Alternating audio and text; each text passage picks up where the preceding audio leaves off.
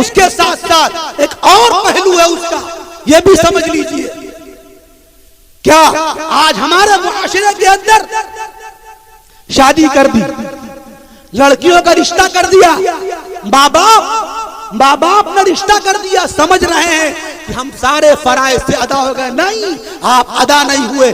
آپ کے مال کے اندر، آپ کی جائیداد کے اندر جس طرح آپ کے بیٹے کا حصہ ہے، آپ کی بیٹی کا بھی حصہ ہے. شادی کر دیا آپ نے، جہیز دے دیا. وہ جہیز یاد رکھیے اس لڑکی کا حصہ نہیں دیا آپ نے، آپ کو وہ حصہ دینا پڑے گا. اگر حصہ آپ نہیں دیں گے، حدیث شریف میں آتا ہے من قطع میراث وارثہ قطع اللہ میراثہ عن الجنہ، جو کسی کے وراثت کے مال کو، حصے کو کاٹ دے گا، اللہ تبارک و تعالی اس کے جنت کے حصے کو کاٹ دے گا. اور بھائی سن لیں، جو بڑے بھائی ہیں، باپ کے انتقال کے بعد بہنوں کو حصہ دینا فرض ہے. اگر وہ نہیں دیں گے کل قیامت میں پکڑے جائیں گے. اور اگر بھائی باپ کے مرنے کے بعد حصہ نہیں دے رہا ہے، وہ سمجھ لے وہ انگارے کھا رہا ہے. ان الذين ياكلون اموال اليتامى ظلما انما ياكلون في بطونهم نارا. وہ آگ کھا رہا ہے.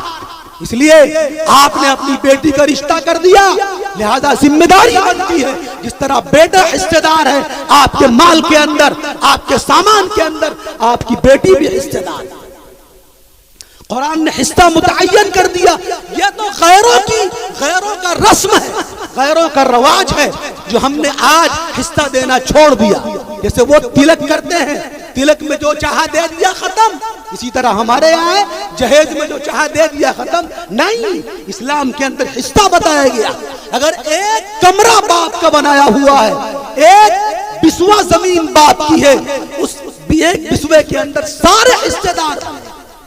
شریعت کا مسئلہ ہے. اور اگر نہیں دیں گے کل قیامت کے میدان میں پکڑ ہوگی.